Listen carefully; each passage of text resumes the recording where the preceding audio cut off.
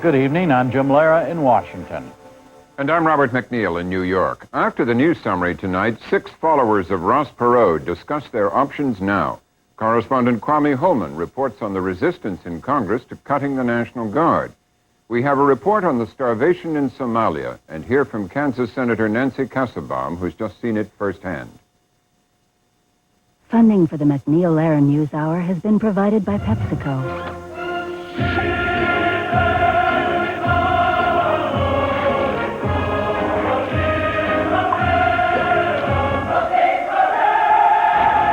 PepsiCo.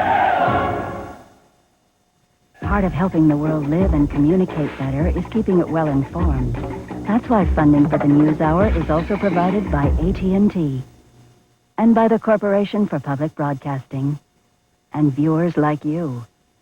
President Bush today fended off suggestions that he was ready to dump Vice President Dan Quayle. Rumors to that effect have been circulating for several weeks amid reports that the re-election campaign was in trouble. Mr. Bush was asked about it at the White House this morning before a meeting with Mr. Quayle and cabinet members. Is the Vice President's chair a little uncertain these days? No, it's very certain, and I'm not going to take any questions here because we got an awful lot of work to do.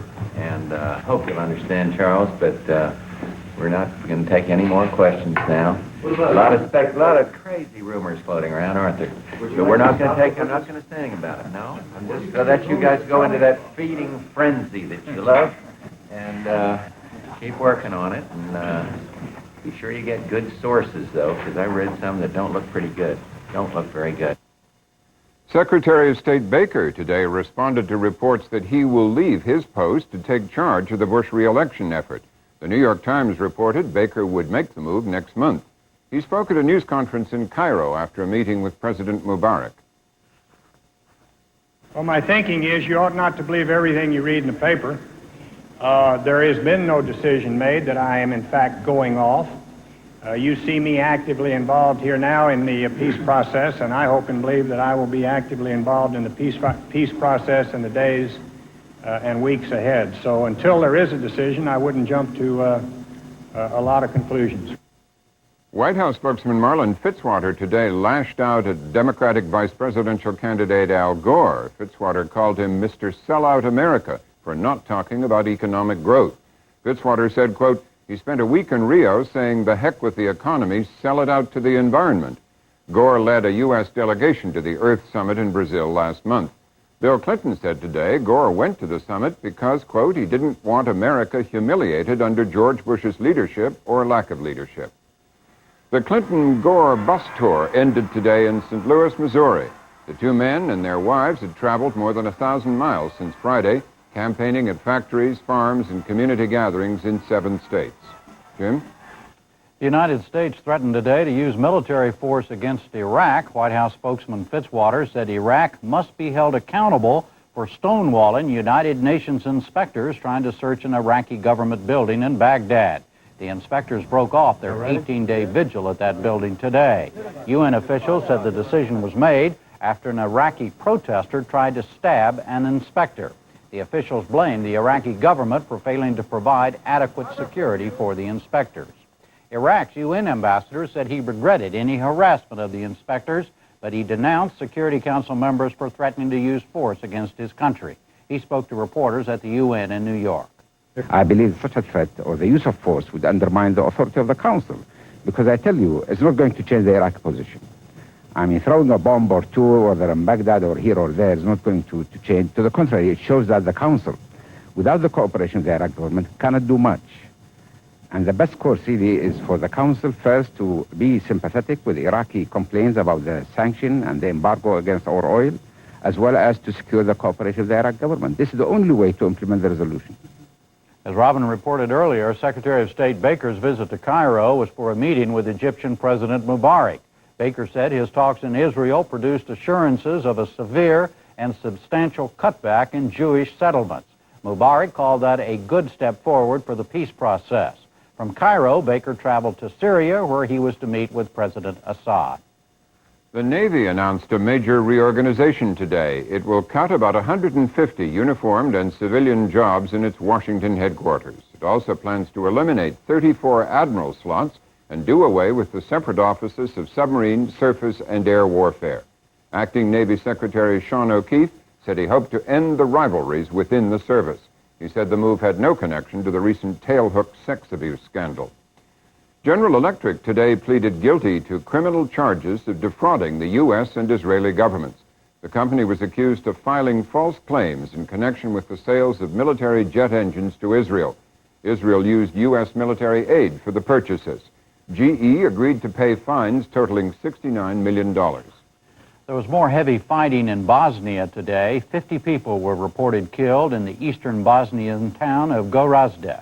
Hundreds of Serbian mortar and tank shells fell on the city, which is the last Muslim holdout in the region. The UN peacekeeping force came under direct attack in the Bosnian capital. Simon Cole of Independent Television News reports from Sarajevo. As if things aren't bad enough here, there are now signs of increasing tension between the UN forces and the Bosnian government. The local army has set up mortars next to this UN camp, which have drawn enemy fire from the hills. The peacekeepers have come under attack in the process and want the mortars moved. It's all very frustrating for the man who says the UN is the thin thread holding things together here. I have mood swings that are as dramatic as anybody on my staff, and I've gone through periods of despair, absolutely. One of them was about 2:30 yesterday morning when my troops were being shelled for absolutely no reason other than to be here to try and keep the peace. And they're over there sitting in their bunkers having their equipment destroyed. That really pisses you off, to tell you the truth. But the fact of the matter is, you then have to jump back and look at the positive aspects. And the positive aspects is we're bringing some food in, and we're bringing medicine in, and nobody's saying thank you. One of his relief convoys finally reached the beleaguered suburb of Gribavica today. The snipers' rifles remained silent as much-needed food and supplies were distributed. And if General Mackenzie is in any doubt, hungry people here are grateful. The UN Secretary General has rejected a plan for UN peacekeepers to take control of the warring sides' heavy weapons. Boutros Ghali said the UN force in Bosnia is already stretched to the limit. Leftist rebels in Peru's capital, Lima, today launched a wave of violence to enforce a call for a two-day general strike. The so-called Shining Path rebels killed a taxi driver and set fire to his car.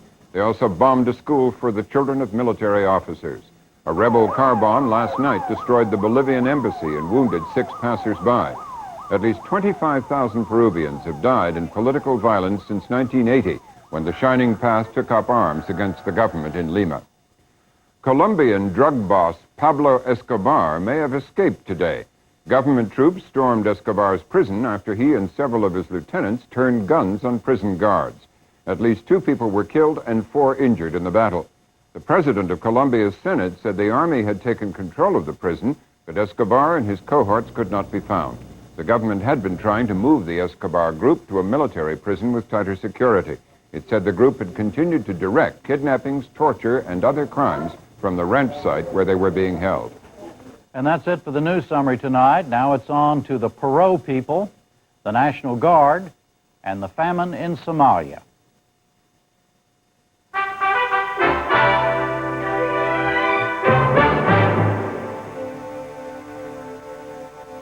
It was 6 days ago that Ross Perot went away, announcing he would not run as an independent candidate for president after all. His decision stunned everybody, but none more so than the thousands of volunteers who had gone to work for his shake-up Washington cause. The outstanding question is what happens now to those people and their cause. Do they go for Clinton Gore, Bush Quayle, or go back to none of the above? The answers, say the experts, could decide the outcome of this election. With that in mind, we asked 6 of those ex-Perot activists to join us tonight. They are Merrick Okamoto, who headed the Orange County, California Perot effort, Carrie Kramlich, who did the same in Denver County, Colorado, Joanne Vinson, a coordinator in Maryland, David Charlson, the Illinois chairman, Frank Luntz, who was director of research for the National Perot Committee in Dallas, and Joe McCutcheon, an avid Perot supporter and a political newsletter editor and talk show host in Georgia. Beginning with you, Mr. McCutcheon in Atlanta, is it Bush, Clinton, or something else for you? Jim, it's going to be President Bush. I think that President Bush, in fact, we've invited him down to my hometown in Ellijay to energize a lot of us in North Georgia and hope he'll come. We've extended to him the invitation, but I believe the Bush administration would mean less government and less taxes than a Clinton administration. Were you a Bush supporter before you were a Perot supporter, or is this a new thing? Is this a born-again thing? I voted for President Bush in 1988, but then I went with Pat Buchanan and then Perot, and now I will be with President Bush because I really believe that Bill Clinton and Al Gore are two fine men, very attractive men, but I think their administration will mean more government, more taxes. Senator Gore has one of the most liberal voting records in the United States Senate. I think his ACU record is something like 11, but I will stick with President Bush. All right, Mr. Charleston in Chicago, what are you going to do? I'm going to support Governor Clinton and Senator Gore. I firmly believe that they represent the second best choice we possibly could have for change. I joined the Perot campaign and became chairman because I saw Mr. Perot as a change agent, certainly with him dropping out now, and the Democratic Party really being revitalized, as Mr. Perot said. I think they certainly have the message, and Governor Clinton and Senator Gore represent to me the change that this country needs. We've had 12 years of President Reagan and President Bush, and if President Bush continues to run on his record, quite frankly, what I've seen, I just can't simply speak to the fact that the man can possibly be successful over the next 4 years in fixing the problems this country has. What were you, if anything, before you were a Perot supporter, politically? I voted for Michael Dukakis in 1988, primarily because I didn't see President Bush as an option at that point in time. But I think my vote for Michael Dukakis was against President Bush as opposed to a vote for Michael Dukakis. Certainly I'm a registered Democrat. I live in Illinois, and Chicago's my hometown. All right. Ms. Kramlich in Denver, have you made a decision yet? No, I don't really feel capable at this point in time of doing that. I voted for President Bush in 1988, but I don't feel that I'm able to do that unless there's a difference in his position on choice. And as far as... You mean on as, the abortion issue? Yes, that's correct. Mm-hmm. Unless that position changes, I just don't feel that's an option for me at all, or any woman in her right mind. What drew you to Perot? Was it because of Perot himself or because of his message, the message of change, as Mr. Charleston just said? Well, I had followed Perot's career for some time and was interested in him as a person, but I think his message, his tough talk, what the supporters really wanted to see was tough talk, somebody that wasn't going to tell them fairy tales, just anything to get their vote. And I don't think we're seeing that from any of the present candidates, and particularly with Mr. Clinton. I think we're seeing exactly, he's telling us exactly what we want to hear in order to get our votes. Is doing nothing politically an option for you now? In other words, just to go back to doing what you were doing before? That thought absolutely terrorizes me. I have never not voted in a presidential election, so I am going to be open-minded as we proceed toward November. I don't want to waste my vote. If Perot was on the ballot in Colorado at that time, I may cast it for him as a protest vote, but I don't really like that option. I really want my vote to count, so I'm trying to be open-minded. All right. Ms. Vinson, what would you describe your state of mind right now? Well, at this time, I'm still grateful to Ross Perot because I think he has galvanized hundreds of thousands of people in this country to get involved in politics this year.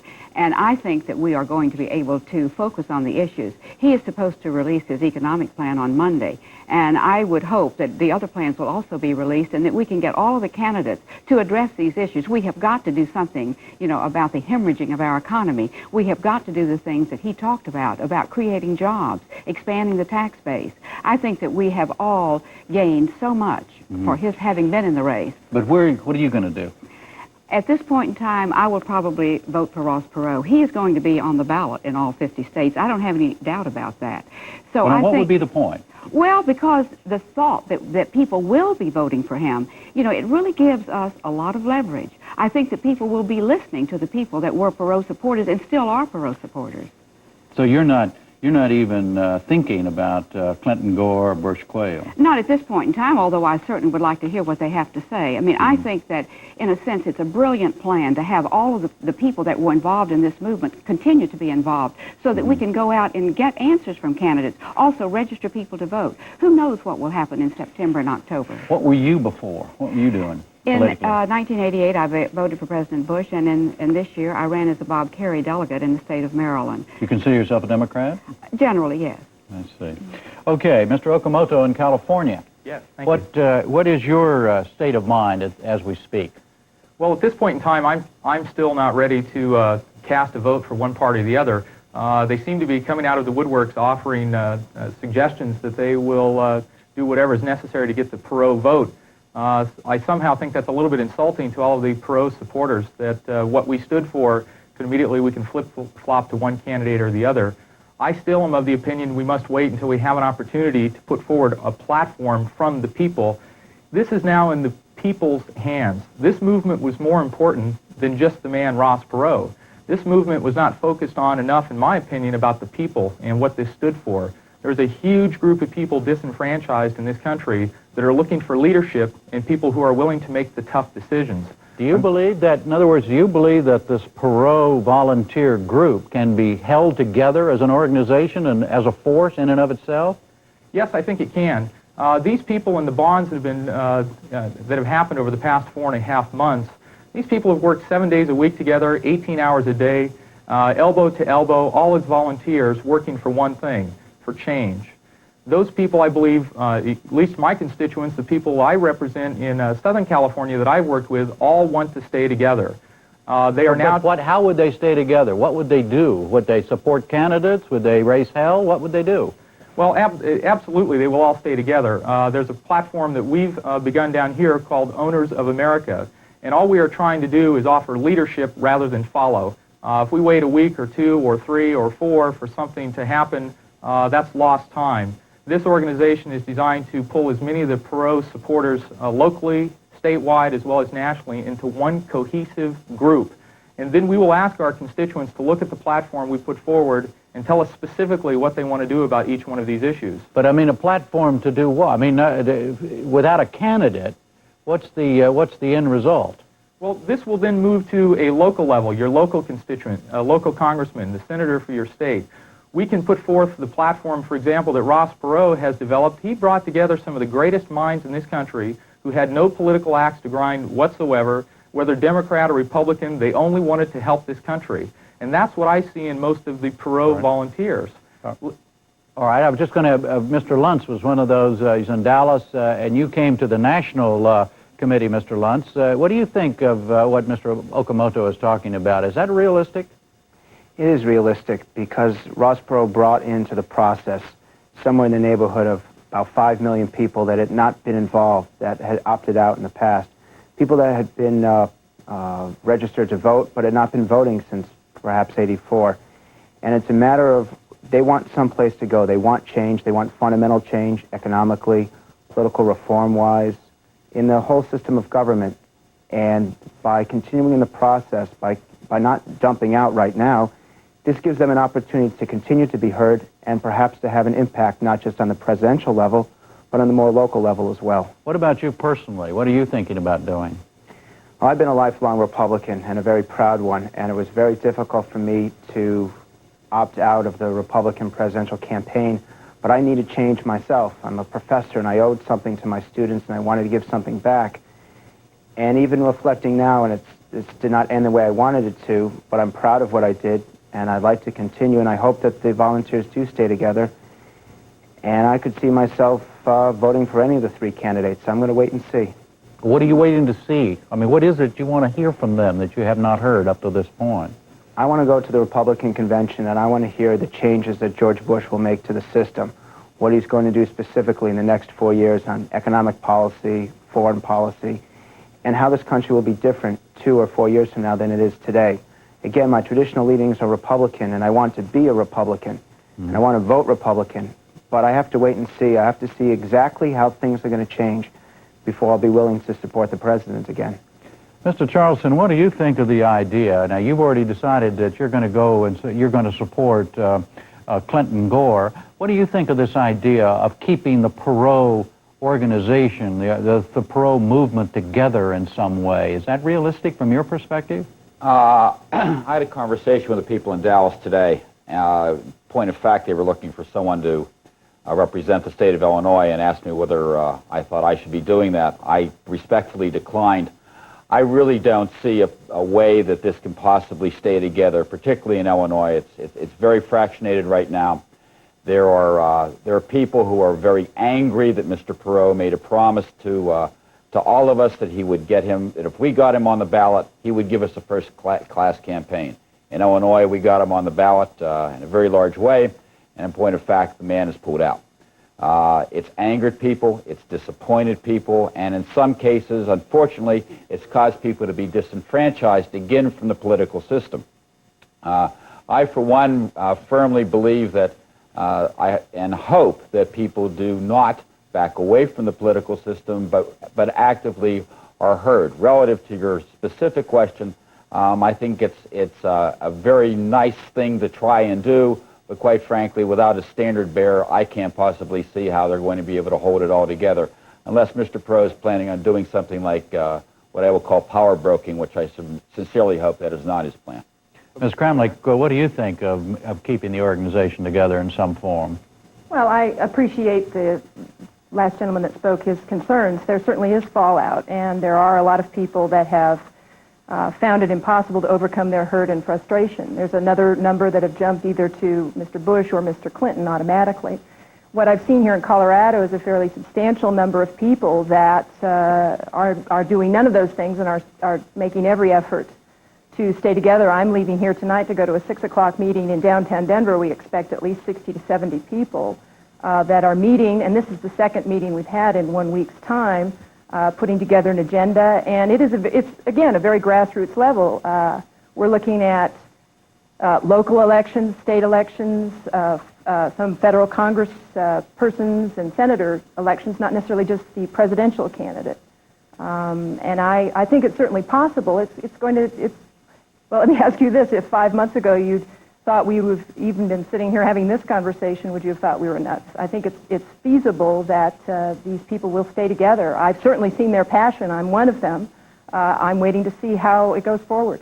Mr. McCutcheon in Georgia, are the people have already pretty well left the Perot movement and gone like you, in your case, to Bush, others to Clinton, et cetera? Jim, I think so. I think I appreciate what Ross Perot did. I think he got a lot of people involved in the political arena, and I think that's wonderful. But I think it's time to make a choice, and I think what President Bush has to do is make a real case for his economic program. I think he needs to be strong about cutting capital gains taxes. We're competing with Germany at 0 capital gains and Japan at 5, and we're at ordinary income. I think that the president needs to go out in the grassroots, places like LJ and across the country like the Clinton-Gore ticket are doing, and I think that's what you're going to have to do. But from your perspective, the Perot thing is over, right? It died 6 days ago. Yes, sir. I think so. I think he did a great job getting a lot of people involved in the process. But I think, yes, I think it's time to make a decision for either for Bill Clinton or for President Bush. Ms. Vinson, what do you think about that? Well, I think the grassroots reform movement is alive, and people do not want it to go away. I have had many people calling that had never been involved before. They say, please don't let this go away. I think we're looking toward having a national convention sometime in September. At that point in time, I think we can have thousands of people there, delegates from all of the states, and really look at what our options are then. And Ross Perot is still going to be on the ballot. I mean, you're smiling about this, but people are taking this so seriously. We have got to maintain this country's standard of living. We have got to create jobs for our people. We have got to give hope to the poor. Ross Perot did all of this. I think it's incredible the way he has energized all of us to be involved, and we're not going away. How does it go on, though, without Ross Perot? It's because it's the people. The strength of this was in the people. We were the citizens' army. We just put Ross Perot in front of us as our leader. We are still together. What'd you say? He's a messenger. He isn't the message. I think this is a mistake perhaps the media, not you in particular, but some of the media made all along, is that they focused on him as a person instead of what he represented. And you wouldn't have had the phenomena behind him without a lot of people feeling very strongly that's not going away, just because Ross Perot has gone away. Mr. Okamoto, yeah, sure. What I wanted to say, too, is that it's as John Adams said in 1760, what is happening here happened in the minds of the people, years before the Revolutionary War. That's what's happening here. This has happened in the minds of the people. Ross Perot was really just the person who was a catalyst. He galvanized us. We are not going away. So you would agree with those who said that if Ross Perot had tried to do what he did 4 years ago, 8 years ago, it wouldn't have happened because the climate wasn't there. The time is ripe right now. It was just an incredible convergence of a personality and a people. And we have got the people that are going to make change in this country. We're demanding it. Mr. Okamoto? Can you hear me in Yes, New York? Yeah, just a moment. Let me get Mr. Okamoto's view on this, and then I'll come to you, Mr. Charleston. Yes, I so much appreciate what this woman is saying. She is exactly right. This was much more important than just Ross Perot. There is no doubt I respect the man a great deal and thank him for being the inspiration to begin this movement. But this is much more important than that, and I'm appalled to think that people believe that this grassroots movement will go away. And I think that's an incredible insult to all of the volunteers throughout the United States that put this together and what they accomplished in such a short period of time. So you're not ticked off at Ross Perot? No, I'm disappointed and I'm saddened by what happened, but I'm not mad at Ross Perot. I don't know what made Ross Perot make the decisions that he did. None of us do. We're not in his shoes, and someday maybe we'll know more about it, but at this time, we just don't know. Mr. Charleston, you're on. Yes, sir. I don't want to give the opinion that that either myself or I think the gentleman from Atlanta have given up on the grassroots movement and what we've really tried to do in terms of awakening the political consciousness of this country. The grassroots movement has been an incredible experience, I think, for all of us. It's taught us an enormous amount about politics in this country, and the one thing I think we've all learned is the enormous amount of money that is necessary to run for the presidency of the United States, which is very sad. But more importantly, rather than to say that that it's become insulting to the grassroots movement, it certainly hasn't. Those of us who've participated for the last 4 or 5 months have had some great joy and have had some disappointments along the line. But the bottom line is the party's over. Mr. Perot is not going to run for president, no matter what we say or do, and no matter how hard people try to encourage him. Even if he were to come back in the race, I think we're not talking at this point, even if he were to come back in the race, I think at this point it would be a sham to the American public. It was a disappointment that he withdrew, and it would be even a greater shame if he came back. I think if you want to influence the platforms that are out there, that's great. But the fact of the matter is we have 2 candidates to pick from, and you don't have the option of none of the above. Ms. Cramlett? Ms. Cramlett? Well, my comment was we don't need him back. He served his purpose, and I agree with the other gentleman that said he deserves a tremendous amount of credit for that. But there are a lot of people that may rise to leadership positions that represent the philosophies that were backing Ross Perot. It's not over yet. Yeah. Mr. McCutcheon, you think the party's over? Jim, I think we all owe Ross Perot a tremendous debt of gratitude because he energized a lot of people. And I think to overuse the word, I may do it, but I think energize is the key word in '92. I think Bill Clinton has got his people energized, and now I think the president needs to move forward and energize his people across America, and I think coming to grassroots places like LJ would help do that. Mr. Luntz, you're a professor at the University of Pennsylvania, right? Yes. And you came down to Dallas to work as a volunteer in the research department. Do you have any regrets about having done this to your life? No, I took the student test. It was on April 20th, and I attempted to defend the records of George Bush and Bill Clinton to my classes, what they would offer the country, and I found that it became impossible. I had to do something different, but I didn't want to opt out of the process. Not only do I have no regrets, I'm hoping that the process continues. The best thing we could hope for is for Ross Perot to stay involved, at least to some extent. Is he going to, though? Do you know?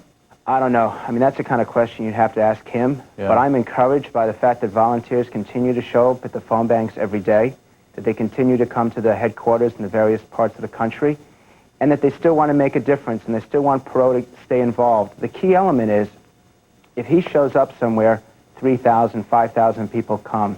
If he at least lends his name to this, it gives people something to support, something to galvanize around. We don't need a turnout under 50%. What I'm most afraid of is that we will have an election in 1992 where less than half of the eligible voters will vote. And as long as this movement continues, I feel comfortable that the turnout will be higher. All right. Well, we have to leave it there. Ms. Vincent, Ms. Kramlich, gentlemen, thank you all 6 for being with us tonight. Thank you. Still ahead on the NewsHour, trimming the National Guard and misery in Somalia.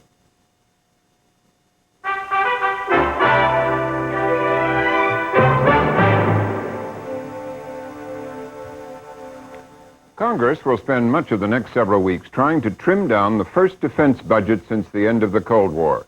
One area the Pentagon has targeted for cuts is the National Guard, but that area may be a little too close to home for some members of Congress. Congressional correspondent Kwame Holman reports.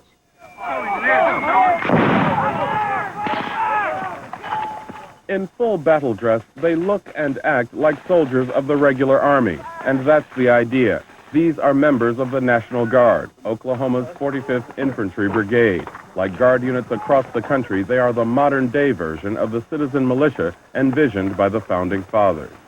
Go ahead and keep going and see if there's any on the other side. Hanson! The soldiers hold regular jobs, but stay ready to defend the nation by training for 2 weeks every summer and 1 weekend a month. On this weekend, the 45th was at Camp Gruber in northeastern Oklahoma to prepare for a rare opportunity, participating in full-scale war games with the regular Army. But if a recent Pentagon proposal goes through, all this training for the 45th will be unnecessary. Last March, Defense Secretary Dick Cheney and Joint Chiefs of Staff Chairman Colin Powell announced the Defense Department's plan to pare down the National Guard.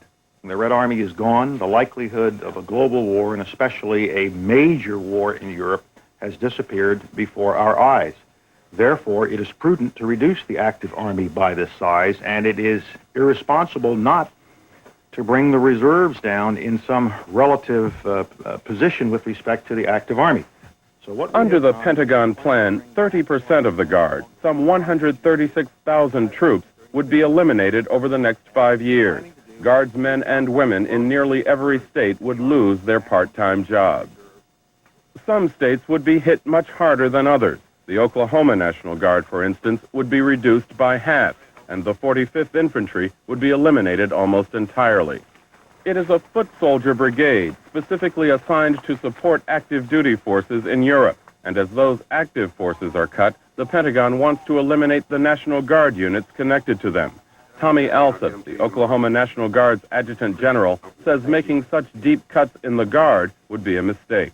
I agree the fact that we probably need to look at taking away some units, both on the active component side and in the National Guard and the Reserve.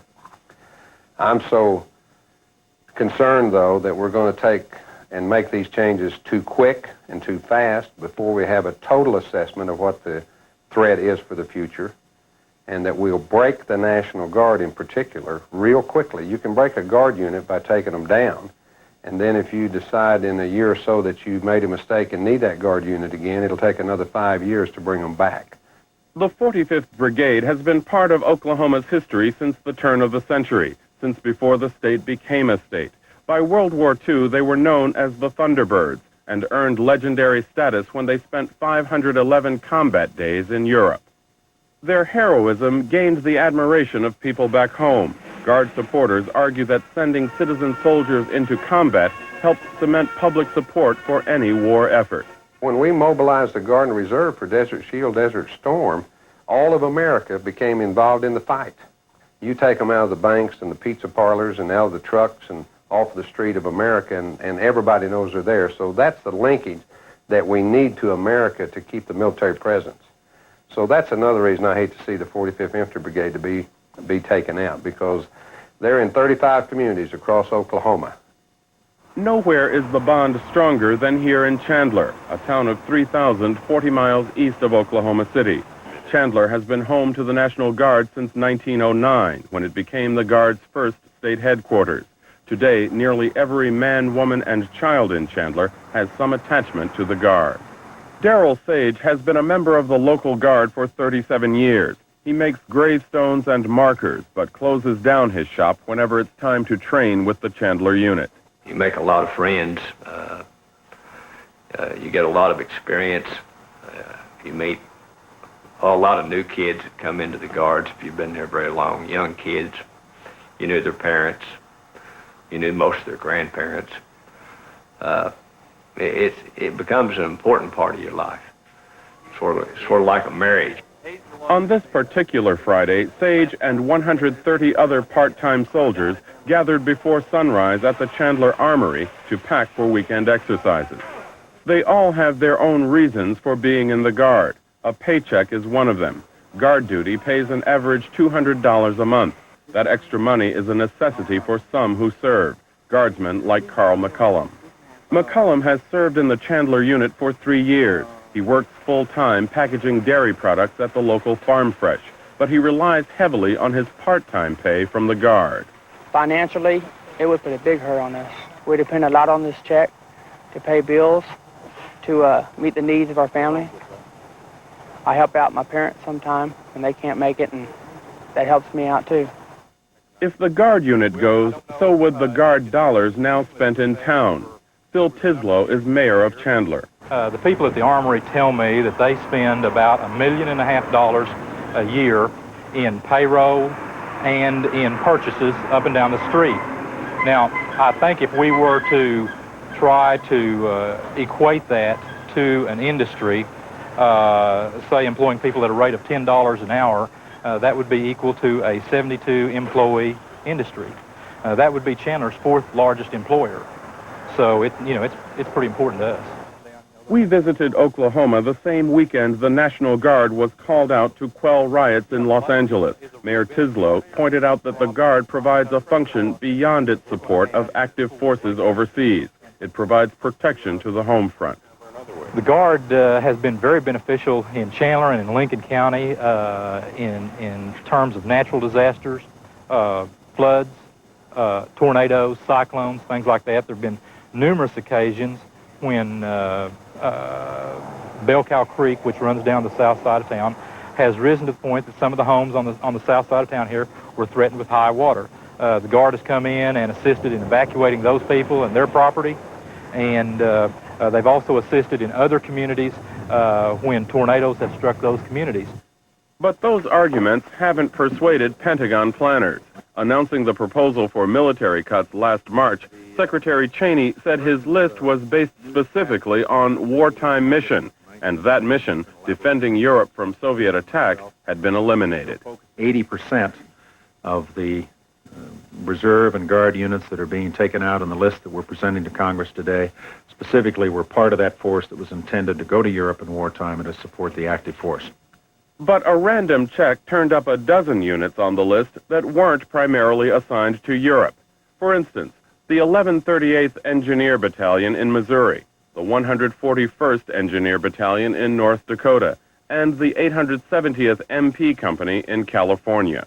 All were listed in March as primarily assigned to NATO, though their actual primary assignment is the Pacific. Secretary of the Army Michael Stone tried to explain the discrepancies. Sometimes these mission alignments get a little complicated to trace using that same word I used before.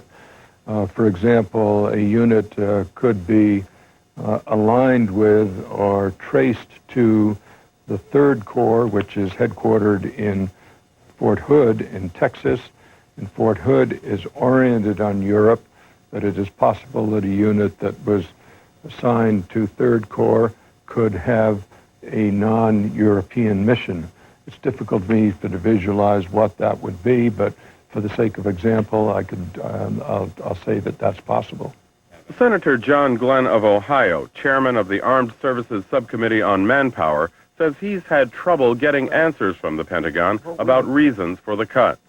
We have tried to get the rationale they used for the cuts. And when we asked for the rationale they used for the cuts, it was not forthcoming. And I don't know whether there is one or not. Now, we've asked repeatedly over about the last 6-month period for this correlation as to why specific units were dealt with the way they were. I started out thinking we're going to have to take our cuts in Ohio like everybody else. And I just want to make sure what the rationale is so we're being dealt with fairly. It turned out there wasn't any, really. Factored into the debate over the downsizing of the Guard is a long-standing feud between the Pentagon and Congress over the combat readiness of the Guard. The feud last erupted during Desert Storm.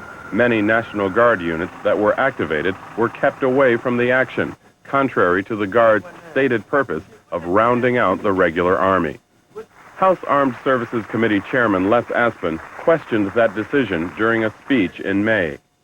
It seems to us in Congress, to put the problem quite plainly, that there is a tension between the Army National Guard and the active Army And I don't really know the whole history of why this is, but it exists.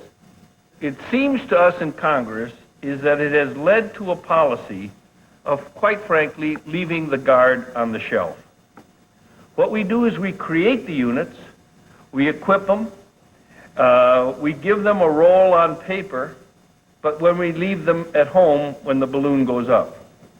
Now, we have a vivid example of this at the Operation Desert Storm. But Army Secretary Michael Stone says he wasn't going to send in reserve troops who weren't ready for combat. The Army, the active Army trains today about 240 days a year. It's very difficult in the case of armor and infantry to do that in 39 days, to achieve that degree of sophistication.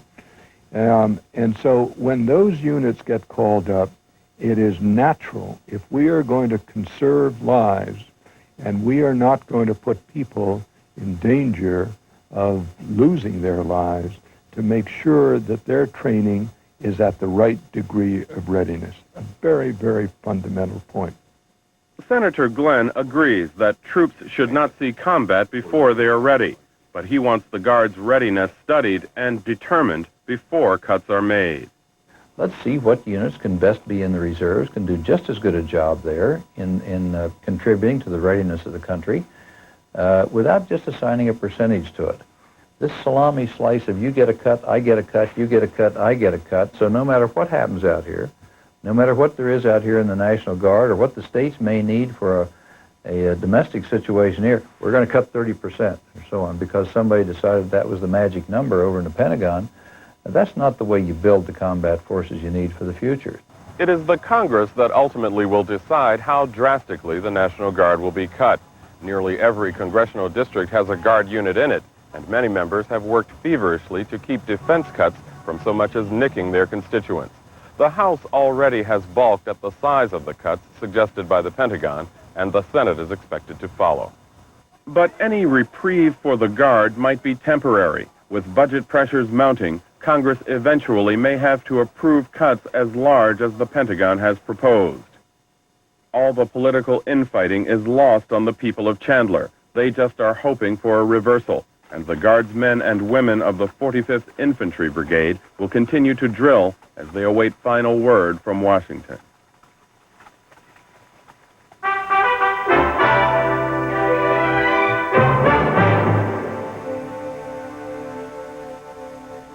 Next tonight, an update on one of the world's tragedies, the civil war and starvation in the East African nation Somalia.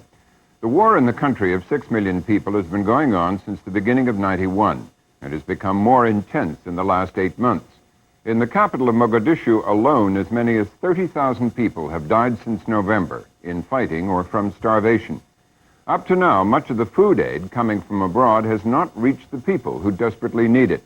Jeremy Thompson of Independent Television News was in Mogadishu recently, and here's his report. The latest relief flight enters Somalia, winging fast and low across the desert scrub to avoid possible ground fire. The operation to bring food to this country's starving millions is a desperate and dangerous business. Security trucks ring the plane as the sacks of rice are rapidly unloaded, while hungry, wasted figures form a pitiful welcoming party. With local gangs riding shotgun, supplies are rushed through the streets of Mogadishu. This broken city, now controlled by marauding bands of freelance gunmen, has become a haven for looters who make a living out of plundering international relief with no regard for their fellow Somalis. Though a tenuous ceasefire has replaced all-out conflict, the vicious power struggle between rival clan warlords has turned Somalia's capital into Africa's Beirut. The structure and society all but destroyed, leaving only anarchy in its wake. Amid the ruins of Mogadishu, the rest survive where they can. Hundreds of squalid camps have sprung up in the shells of bombed-out buildings, with no water or sanitation. For most, their only lifeline is a network of 200 feeding kitchens set up by the International Red Cross to try and ensure that relief food reaches those who really need it. Some 300,000 people in Mogadishu now depend entirely on the kitchens for survival. But for many, the aid is not enough. They're already too weak and too sick to eat. Amid the sounds of suffering, we saw children and their parents dying all around us, even within sight and smell of the food. On the day we visited this one camp, 20 people died. It was a similar story everywhere we went. Mothers watched helplessly as their babies wasted away. But Duma was barely clinging on to life herself. Just yards from her tent, the graves of 8 of her 10 children buried in the last week. Clearly shocked by the scenes around them, a British Red Cross team who'd come to see how funds from their new Somali appeal could best be used to help. Obviously, the political solution is not something that we can do anything about. All we can try and do is keep people alive and make them better so that when that problem is resolved, they can go back to normality. 80% of Somalis are now suffering from malnutrition. The International Red Cross has already spent £40 million on food relief and says it needs double that to stave off a human catastrophe. Despite all the relief supplies getting into Mogadishu, tens of thousands of Somalis still face death by starvation, and the numbers are increasing daily. The dreadful truth is that only a fraction of the food is reaching those who need it most. The problems start at the port, where relief agencies have to deal with 4 rival clans who all demand a share of the food before anything moves. In 3 weeks, this Red Cross ship has unloaded just a quarter of its life-saving cargo. At last, another convoy is allowed to move out to the warehouse under heavy protection and the sound of gunfire. On board, enough food to keep the Red Cross kitchen going for just 3 days. But it's taken 4 days to negotiate. They come with their technical cars, and they said, we don't care about the people who are dying, we want to take this food by force. And I myself, I asked questions to some gunmen, I said, you are not thinking about your people who are dying. They said, we don't care. This callous battle over food may be claiming 5,000 lives every day across Somalia, according to the United Nations, as many as were killed in 6 months of fighting. Now it's the innocent and the vulnerable who are the main victims of this self-inflicted tragedy, as yet another day ends at the burial ground. Republican Senator Nancy Kassebaum of Kansas, a member of the African Affairs Subcommittee, has just visited refugee camps on the Kenya-Somalia border and the town of Belet Twain on the border with Ethiopia. Senator Kassebaum is the highest-ranking American to visit Somalia since the Civil War started. She testified today before the House Select Committee on Hunger. Senator Kassebaum, thank you for joining us. What was your personal reaction to what you saw? Well, I think the film that you showed captured the feeling in the country. I suppose the thing that you come away with is the incredible endurance, particularly of the large numbers of women and children and elders that you see. And I never heard any children crying. It's very quiet in many ways as they wait patiently, usually for morning feeding and afternoon feeding, lined up for great distances. And in many ways with great dignity, even though they are so resigned to just somehow having to sit and wait. Would you, from your observations, confirm what that British reporter just was suggesting, that there's enough food arriving at Somalia or in Somalia, but that it's being prevented from getting to the people who need it? I think it's even getting to people who need it because they're having to fly all of the food in. Either it's by dock and to the harbors such as Mogadishu and other harbors along the coast, but they can't get it inland to the places that need it in other areas of Somalia, and they're having to airlift the food in. I rode on a C-130 to one of the large refugee camps on the Kenya-Somalia border, and that goes in twice a day. So that's why I think it's absolute, but there is banditry. It's a lawlessness situation that prevails there, and It's getting worse as they try and hold up the food shipments and so forth. So I think that it is imperative that we make sure, and this is why I feel strongly that the UN must provide armed security forces to secure the harbors and secure the corridors out for the delivery of the food so it can go overland from the harbors inland. The Prime Minister, the acting Prime Minister of the temporary government, today appealed for a UN peacekeeping force, and the UN said that a 47-man observer force will be in Somalia in a week. Now, does that answer the need? No, I don't think it does. Ambassador Sanoon, who is the special envoy appointed by the Secretary General of the United Nations, has worked diligently to try and get this put together, and that's a first step, but it won't do any good in my mind until they present a strong armed force. And if the United Nations security forces could be armed and would be willing to go in with an agreement from others in the country instead of just getting an agreement from General Adid or Ali Mahdi as representatives of the two major clans sub-factions, so to speak, that have been holding Mogadishu. There are many of the elders in other regions of the country, and Ambassador Sanoon has put forward some recommendations that I think are very sound ones. I know the administration thinks they're sound as far as regional parts of Somalia.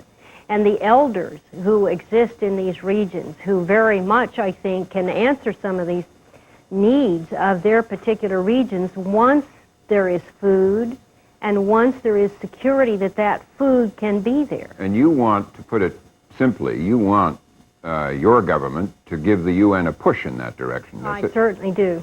You were, in your testimony today, you had some pretty strong words for the United States. You said we wouldn't have allowed Somalia to get in this kind of, to deteriorate if there were still a Soviet Union to fear. Explain what you meant by that. Well, Somalia and the Horn of Africa were very important for strategic reasons, first to the Soviet Union in the 70s.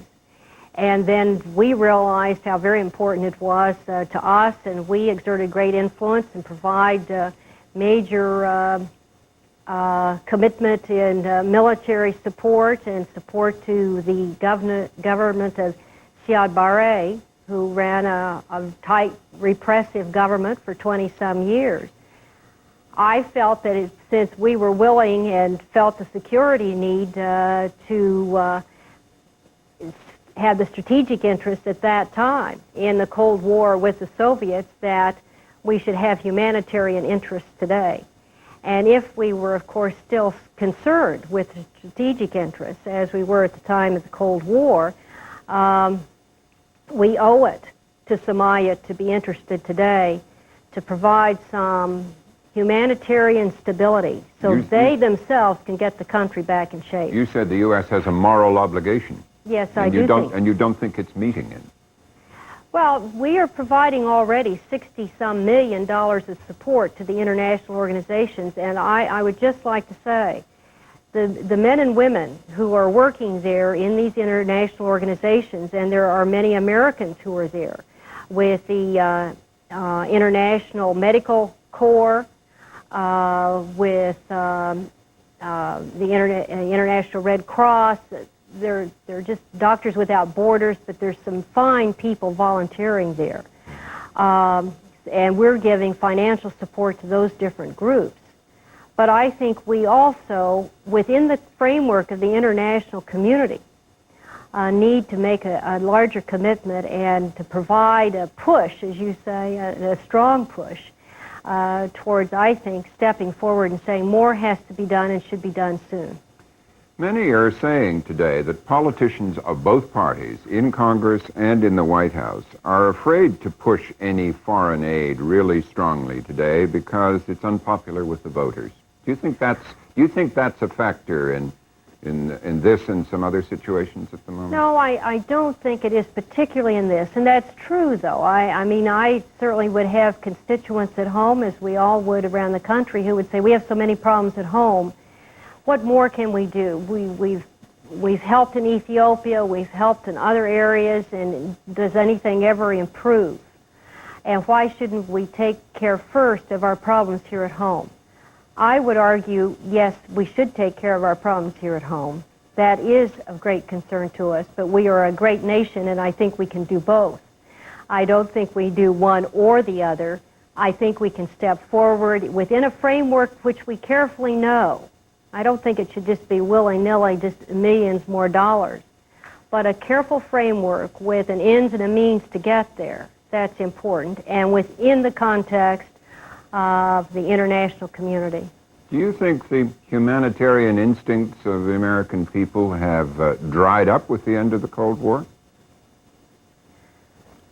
No, I don't think they have dried up, but I think there is a certain frustration about wondering if it does any good. There just seems to be one sort of disaster after another, and perhaps it's a certain, have we become sort of weary of knowing how to improve it all.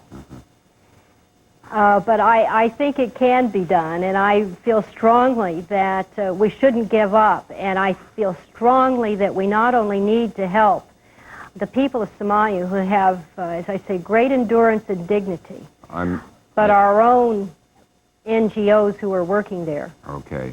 Non-governmental organizations? That's right. Senator Kassenbaum, thank you for joining us. Thank you.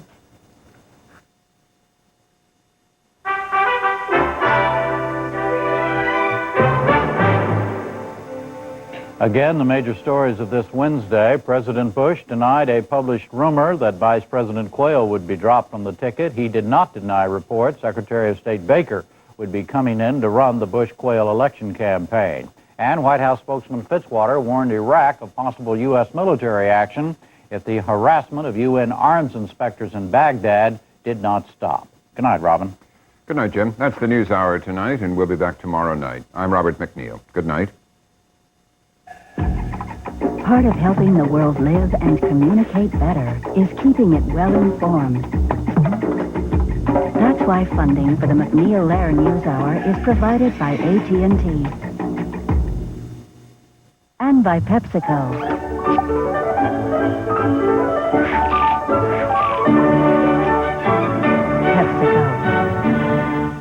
And by the Corporation for Public Broadcasting and viewers like you.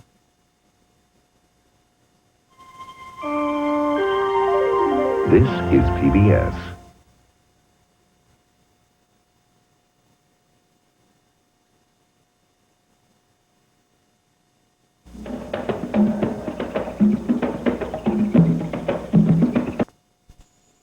Missouri. 50 states, nearly that many kinds of wood. Time to go to my racks and find something real green. Bits and pieces from everywhere. Banana, juniper, and lacewood. Osage, orange, rose East Indian, rose Honduran. Piece of black locust is one possibility. Geography in wood. Oregon and its counties, any country of the world, and the world itself.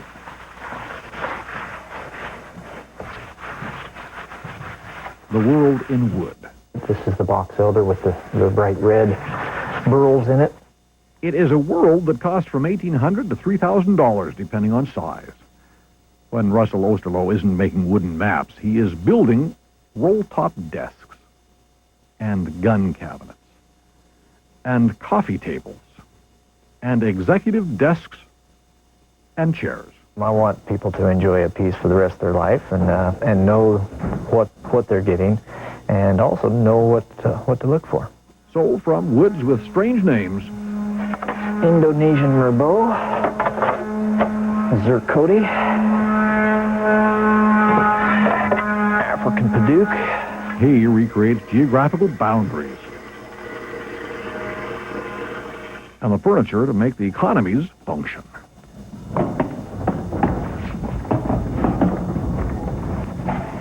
Ray Summers at Large with photographer John Keller, Elgin, Oregon.